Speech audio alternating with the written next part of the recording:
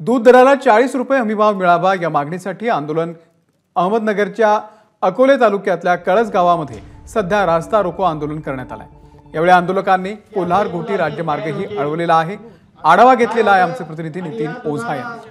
बाजारभाव न मिळाल्यामुळे घरामध्ये पैशाची चणचण भासते। कोल्हार घोटी राजमार्गावर कळस या ठिकाणी अकोले तालुक्यात पुन्हा एकदा रास्ता रोको आंदोलन सुरू करण्यात आलेले आहे। सकाळी तासाभरापूर्वी हे रास्ता रोको आंदोलन सुरू केले आणि 40 रुपये हमी भाव मिळावा ही प्रमुख मागणी घेऊन दूध उत्पादक पुन्हा एकदा रस्त्यावर आलेले आहेत। आपण जर पाहिलं तर या ठिकाणी गाईचं शेण हे रस्त्यावर ओतण्यात आले, ते ओतून सरकारचा निषेध करण्यात आला। अनेक वेळा घोषणा झालेल्या आहेत पण अंमलबजावणी होत नाही।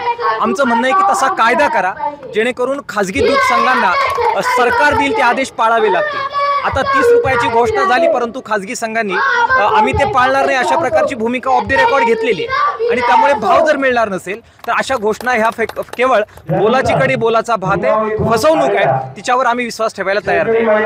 अद्यापही सुरू आहे, त्यामुळे सरकार नेमकं आता काय निर्णय घेणार हे पाहणं महत्त्वाचं असेल। नितीन ओझा, एबीपी माझा, अकोले, अहमदनगर। एबीपी माझा, उघडा डोळे बघा नीट।